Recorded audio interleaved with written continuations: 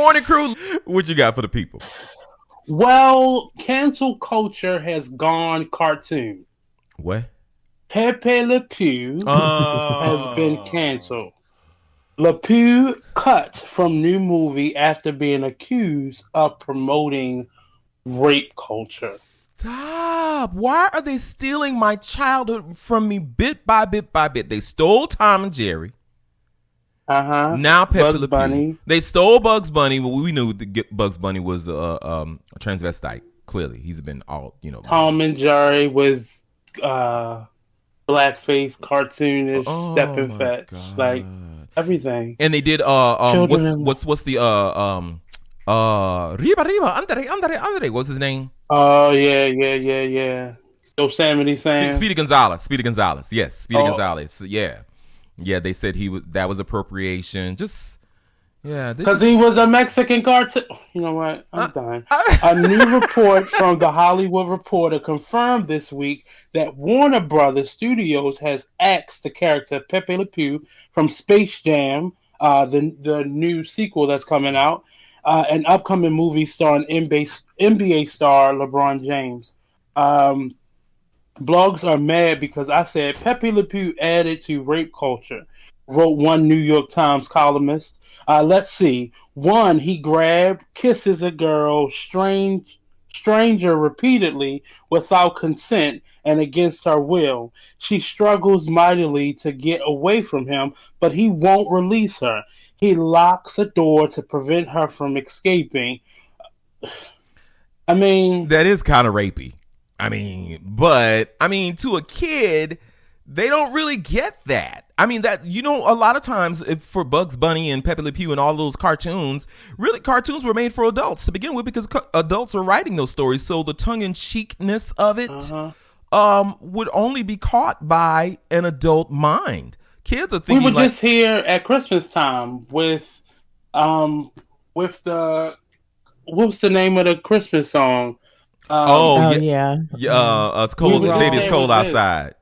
And it's for me, it's not so much. It's a point that children don't often get this humor, but if you talk to children today, they do get the humor.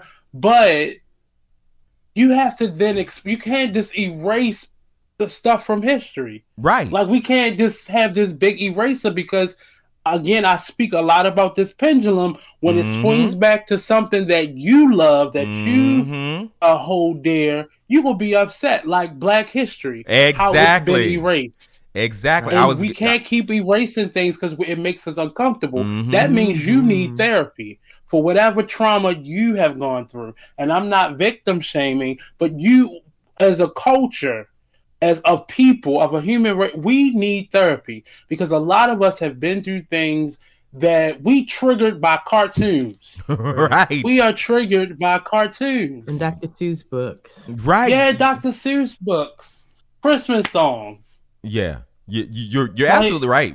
And have we become a society of such political correctness that there is no room for artistry? There's no room for expression because everything can be construed. And as you talked about that pendulum, let's not even look at hip hop music because, baby, this is, how the girls are expressing themselves just as much as the men were expressing themselves. If somebody decides none of that needs to be on the radio, this is horrible. And, you remember when they tried to censor that?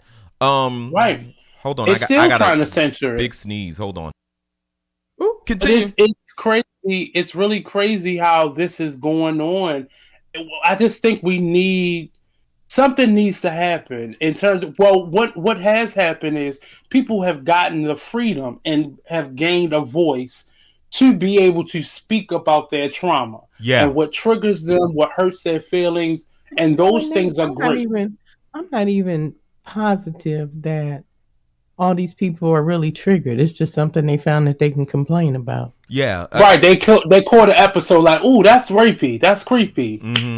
But it's just, and I, as I was saying, I acknowledge people have been given a voice now that we didn't have before.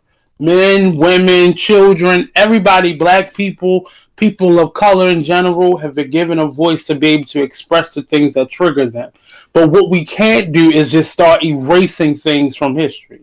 I agree. Because it's not going to help us. You have to learn from those things so we don't repeat it, because we're going to run right back into that history moving forward. Right. Like, it's not going to help us. And I've read this article thinking it was a joke, but it's real.